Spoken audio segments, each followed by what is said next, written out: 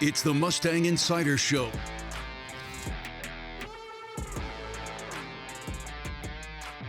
What's up, Cal Poly fans? Welcome to another edition of the Mustang Insider. I'm Chris Sylvester, and we're going to get right to it here. Cal Poly Beach Volleyball, among a lot of other spring sports, having a ton of success here early in 2024. Todd Rogers is the head coach, and he joins us now on Mustang Insider. Coach, how you living, my friend? Thanks for taking some time. Thanks for having me, Chris. Really appreciate it. And I'm living pretty large right now. Team's doing really well. Super stoked on our success, and really, like you kind of mentioned, been following baseball and softball, and really stoked on how the spring season is shaping up for Poly. Yeah, we hope this is just the start of a banner 2024 year for Mustang athletics. Now, you guys are red hot. You said you're living large, and that's absolutely accurate. 16 straight wins, sitting at 21-2 on the season. What's been working so well for this group out of the gate? I think first and foremost, the belief that we are good, and we talk about it quite a bit. The beginning of the year, it was, hey, we think we're pretty good, but really, how good are we? Are we a top 20 squad? Are we a top 10 squad? Are we a top 5 squad? And this team keeps answering the bell. And every time there's a challenge presented in front of them, they have come in with guns blazing and met each and every challenge. It's been really impressive. It's been a joy being involved with them. The culture that we've got is just really supportive of one another. It doesn't matter if you're number 1 or number 25. It's been really enjoyable to watch and see these young ladies not only perform on the court, but really do well off the court as a group, a large group of 25. Oh, the 16-game winning streak is the longest active winning streak in the country right now. I want to start by talking about your twos pair. Piper Furch, Aaron Inskeep, ranked as the number 2 pair in the country. Tell me a little bit about that duo and what's been working so well for them. They're both very relaxed individuals, both on and off the court. Nothing really rattles them. I knew that about Piper because she's a junior. She just kind of rolls with the punches. She's an amazing athlete, one of the best athletes, certainly, that I've ever coached. And then Erin, I wasn't sure as a freshman coming in. You just don't know what exactly to expect fully. I knew she was very successful at the juniors level, but she's just been a joy to coach, and very similar in kind as to their demeanor as Piper. She just kind of rolls with the punches. So, like, for that team, they can be down 5, and you would think that they were just in a normal game and it wasn't a big deal at all. They can be up 5 and it looks the same. And they just kind of have a really even keel, and they're a point scoring machine when they're both healthy and rolling. Piper can stuff balls. She's got an amazing jump spin serve. Erin is a phenomenal defender. And it's a real attribute to them, because even if when they are down 3, 4, 5 points, they literally can reel off 3, 4, 5 points on any given server's opportunity for us. So we're never really out of the game because of that. And there are other teams that are more side out oriented, so they kind of have to side out at a higher percentage. If they have a little blip, Piper and Erin can come back pretty strong against anyone because of their ability to score real points. And how about your ones pair, Ella Connor, Izzy Martinez? They've won 12 in a row. You have to be impressed by what you've seen from them. They've really grown as a team, actually. In the beginning of the year, they have a great chemistry, great rapport between one another, but they struggled a few matches to put teams away. And they were good teams. I don't want to, disparage them in any way. We're talking about UCLA, we're talking about Cal, FIU, and they were close, 15-13, 15-12. I mean, it was all right there for them to potentially win it, but they didn't close it. And so we've had a lot of conversations, and now they kind of just, they don't let up anymore. I mean, it's just rare. They've kept their nose to the grindstone, even if they're up 16-12 or 16-10. Their goal is to beat that team in the next 5 points so that they get to 21 before the next team gets 4 or 5, or their opponent gets 4 or 5. Ella has really come along as a blocker this year. She's really getting it. And Izzy's just a whip of a player. I don't know if you've watched her play, but she has an absolute whip of an arm. She'd probably be a great baseball pitcher if we were to put her in another sport, because she can bring some serious revolutions on the ball. And you say baseball because it goes over the top so quickly. Exactly. And obviously she's been one of the best at this level. in doing that. Looking at your resume here at Cal Poly, Coach, is it hard to believe that you're already in your ninth season and you've been here almost a decade? Yeah, actually it is. It just seemed like yesterday that, I was just a, fresh baby coach, and there were all these veteran coaches that had been there, years and years longer than me. And now I feel like I'm kind of a quote unquote veteran, or moving towards that number of years range. So yes, actually, it's really odd to look back and go, wow, we're coming up on a decade. Um, been a dang good decade, though, I must say. Yeah, yeah, no question about that. And the pundits say, so to speak, and I'll let you elaborate on this, but people have told me that they feel like this is your deepest team here at Cal Poly. Can you speak to that? Can you rebuttal to that? What are your thoughts on that statement? Without question, this is our deepest team. We've had great teams in the past. Probably the strongest team in terms of our 1 through 5 pairs was probably in 2020, which obviously COVID shut that team down at 7-1. We were a really strong team that year. We had a lot of talent, but we weren't nearly as deep as we are this year. I mean, I feel comfortable saying there are right now. I mean, we have red shirts and whatnot, so I'm not really going to count them. But 14 to 16 players deep, which I've always felt like we've been more around 10, and a singular injury is going to really cause a lot of havoc with our lineup. And this year we are dealing with injuries, multiples of them, but people are just stepping up. We can switch teams. It's very fluid, actually, which is rare. And having that depth has just been tremendous because of some of the injuries that we've had.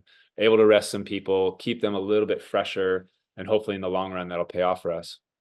Todd Rogers, Cal Poly beach volleyball head coach, is our guest here on Mustang Insider. The Mustangs are the nation's hottest team, 16 straight wins, 21-2 on the season. You guys have gone 7-2 against ranked teams this year. The only losses are to the current top 2 teams in the country. You're going to see them again, right? Center of Effort Challenge coming up. UCLA's in the field, USC's in the field.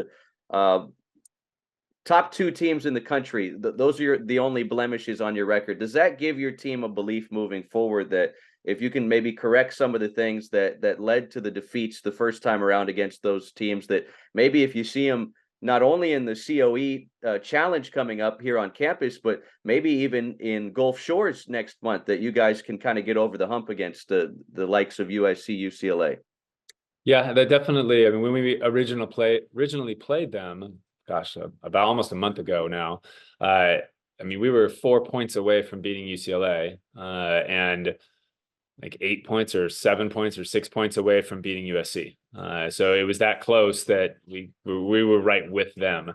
And so that actually started that belief. And we've had multiple conversations where it's been, again, how good are we? I know there are the USC, UCLA, FSUs out there, Stanford, all very, very talented team. How talented are we? And I was a firm believer that we're definitely a top 10 talent team. And at this point in time, I'm kind of like, well, I see there being 4 more talented teams right now. And the question mark is, can we do everything we can to not necessarily be more talented, but at the end of the day, beat those teams? You were 4 points shy of beating the number 2 team in the country and 6 points shy of beating the number 1 team in the country currently. We have beaten those that were around our talent level, the Long Beach States, the UHs, the FIUs, the Cals, et cetera. And so we've kind of been able to build off of those, and looking forward absolutely towards COE and testing ourselves again against what currently right now are literally the top 5 teams in the country, I think, or I don't know, 4 out of 5, 4 out of 6, 5 out of 6, something like that. So really looking forward to that. I mean, first we kind of got to get through the next 2 weeks, heal up. We still have Long Beach again, and I'm sure they're going to be angry and gunning for us April 6th in Laguna. But hopefully we can get, by them, and then be fully focused on COE. And, hopefully that will be almost a seeding tournament for the NCAA tournament. And if we do well, hopefully we can garner a top 4 seed. Well, I think every coach would agree. You go into the regular season's final month. This is where you want everything to be working. This is where you want everything to be clicking. You mentioned the recent wins against similar competition. A very impressive sweep of 6th-ranked Cal earlier this week, and then victories over Big West Conference opponents Long Beach State and Hawaii. last weekend. As we get ready, and we've talked about it a little bit already, but as we get ready for the Center of Effort Challenge featuring a ton of terrific programs, Florida State, LMU, UCLA, USC, TCU's in it, other big programs on the lineup for this event. How have you guys been able to build the Center of Effort Challenge into what it is in such a short amount of time? I think two things. The first thing was Bill Swanson's vision. Bill and Cheryl had a vision to create a really unique tournament. Obviously, we have what I am told by other coaches, and I believe firmly in this as well, that we have the coolest venue in the entire country. That it's just unique. It's inviting. I've been told that by parents of other players on other teams, how much they enjoy coming and watching their daughters compete on our sands. So, I mean, kudos first off to the thought process that Bill and Cheryl had to actually come up with the COE challenge and support it, both, in person, being there, and also fiscally. And then secondly, it does help a little bit that all those coaches were my peers. They're all pretty much my friends, and it's like, hey, you want to come play in this really cool tournament? And they're like, yeah, we'd love to come. And there's all this, these great teams there. This would be a great tournament right before, we kind of get going for our conference tournaments, and then also NCAAs. It's really the kind of the last time they all see the entire country, not just their little conference, which most of the conferences are solid, but here you've got multiple teams from multiple conferences that are really strong. How about the way this game has grown? It feels like every other month I'm seeing a new Division I program add beach volleyball. So I mean, in the time you got here, 2016, almost a decade ago, to where the sport is at now. I mean, obviously your guys' continued success as more and more teams have been added to the field is super impressive. But how much have you seen this game grow at the collegiate level, popularity wise, and just in numbers, with how many programs have decided to support beach volleyball and really gone all in on beach volleyball? It's been fantastic to watch over the course of the last 9 years since I've been at Cal Poly, but even the last 15, 16 years since NCAA or AVCA started, and then the NCAA adopted in 2018 as a championship sport. It's an enjoyable sport to watch. The popularity of female sports is growing exponentially. I mean, you can see that with Caitlin Clark is just blowing up the internet, blowing up TV. It's enjoyable. I watched her play this last game that they won, and it's cool to see that growth on that side of sports, not just the men's side of sports. So I think that's part of it as well. And then I think schools are realizing how cheap it is to add beach volleyball. It's not an expensive sport to run. I mean, if you're close to a beach, it can practically be near free. If you have to build a facility, then that's really the cost. And to maintain that facility it's minimal dollars. You add sand every 5 to 10 years. It's a really easy sport to support. So I think a lot of administrations are looking at it and going, okay, whether that's a Title IX thing or whatever, hey, we got to add a sport. Well, gosh, beach volleyball won't cost us a lot of money. There's only upside to it.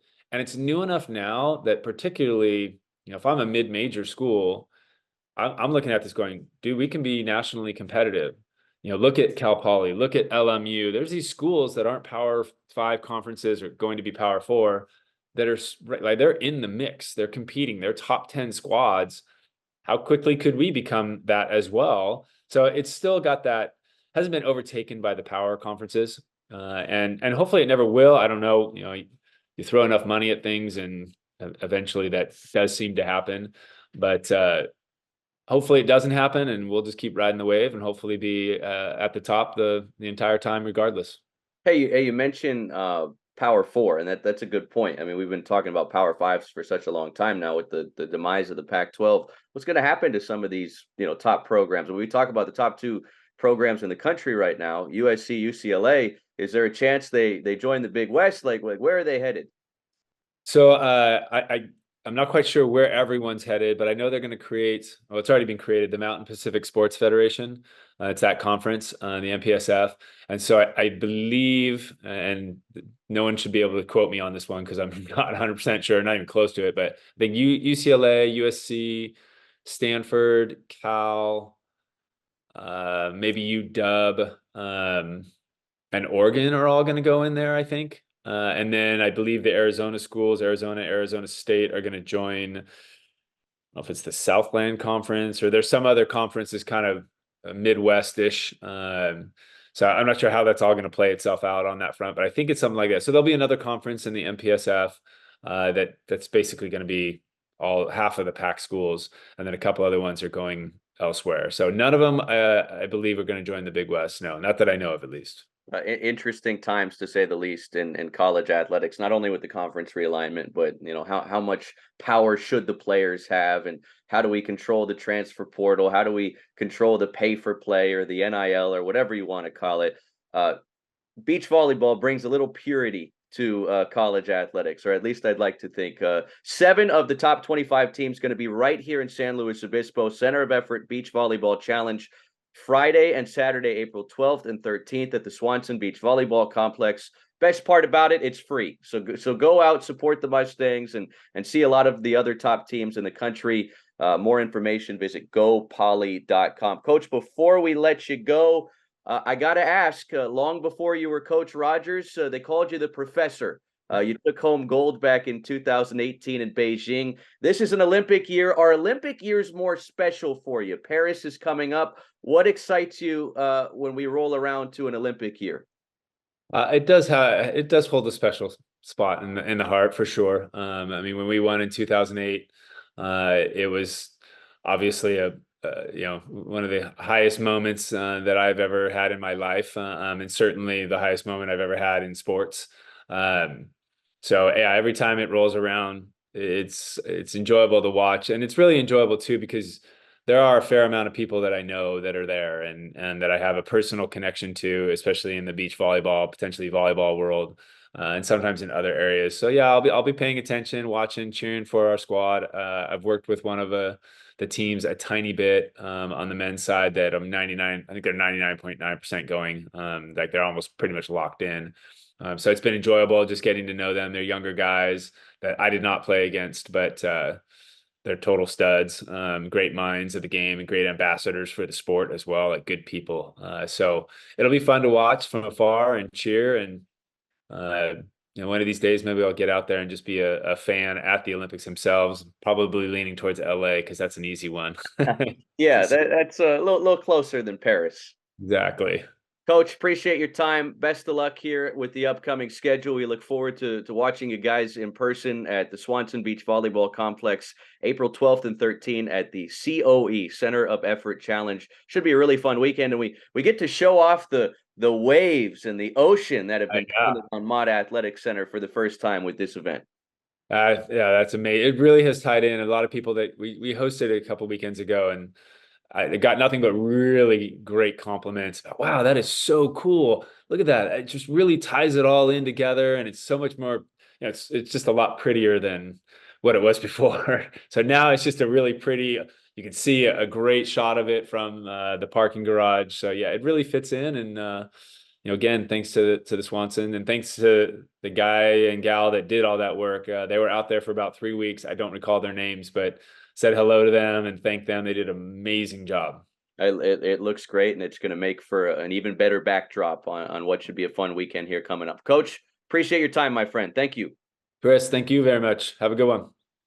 All right. Always great to catch up with the Professor, Todd Rogers. Always exciting to talk to that guy, especially in an Olympic year and in a year where Cal Poly Beach Volleyball is absolutely a national contender. As always, we'd like to thank our main partner, Dignity Health French Hospital Medical Center, award-winning, high-quality, safe medical care that you can trust. Hey, it's right around the corner at French Hospital Medical Center, proud supporters of Cal Poly Athletics. Learn more at dignityhealth.org/French Hospital. Lots of good content coming up here. Had a couple of good sit downs in the last month with Director of Athletics, Don Oberhelman. We will soon be chatting with Mike DeGeorge, the new leader of Cal Poly men's basketball, and certainly want to get some baseball, softball, track and field, golf guests on. Spring sports thriving, blooming here at Cal Poly early in 2024. As always, I'm Chris Sylvester. Thanks so much for tuning in to another edition of the Mustang Insider. Until next time, go Mustangs. This has been the Mustang Insider Show. The preceding has been a Learfield's presentation on the Cal Poly Sports Network.